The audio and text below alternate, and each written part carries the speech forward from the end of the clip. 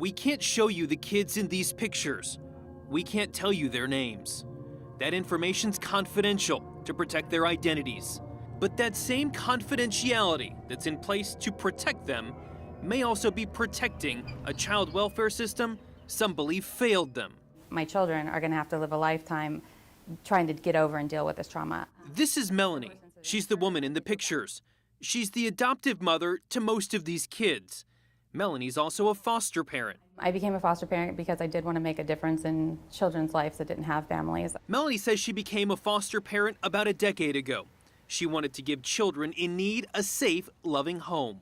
They all play sports, so just watching them grow and advance in life is just probably the biggest joy. But Melanie says a foster placement back in 2015 ripped that joy right out of the home. One of these prospective adopted children ended up sexually assaulting all three of Melanie's adopted sons. Jomo Stewart is Melanie's lawyer. They filed this lawsuit against the County of San Diego, several county employees, and a national foundation that focuses on foster care. It claims Melanie was told a foster child had no history of sexual misconduct or any history of wrongdoing.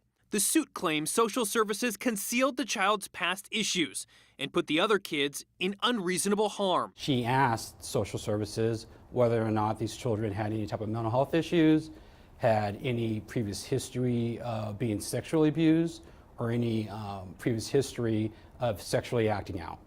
And all answers to those questions were no. Court documents claim about a month after taking the child into her home, the child began to act out. There were incidents of smearing feces on the wall and downloading and watching pornography. Then things escalated. The suit claims there were several incidents of sexual and physical violence against the other children in the home over the next year, some so graphic, we can't repeat the details. Even rape, the victim traumatized, still in counseling, trying to deal with it. After each incident, Melanie says she reached out to county social services employees seeking help. Sometimes there was no response at all. Sometimes they said that they were going to place a report. I'd follow up on the report. I wouldn't get any information. This is not an isolated incident, Adam. I think that if you were to pool the foster parents in the county of San Diego, this would be very common. Which part? What's common is the lack of action by many social workers. The county wouldn't do an on-camera interview with us. However, they did respond to the lawsuit in a 25-page court filing asking that it be dismissed. It says the records in the county's possession at the time the child was placed in the home didn't have any information that would have alerted them that the child may pose a risk of harm. They also claim there are no factual allegations to support that they failed to take appropriate action.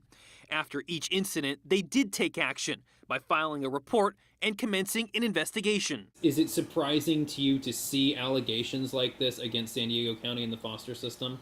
No. The foster system, not just in San Diego County, but statewide, is completely and totally broken. This very situation is something Sean McMillan's seen before. He's a San Diego attorney that specializes in child welfare cases, one of only a handful in the state. We asked him to read the lawsuit and the county's response. McMillan says one of the biggest problems in the system, everything is done in secret. I've dealt with San Diego County for a long time. These specific attorneys that are defending this case, I have cases with them right now. And it's typical to see what they're doing here. It's blame assignment, denial, a refusal to be held accountable. Eventually, in fear of everyone's safety, Melanie took action to return the child to the county's care. According to Melanie's lawsuit, the district attorney's office filed felony delinquency charges against that child for sexual abuse. Melanie says had she known the child's history, there's no way the placement would have taken place. My children are going to have to live a lifetime trying to get over and deal with this trauma.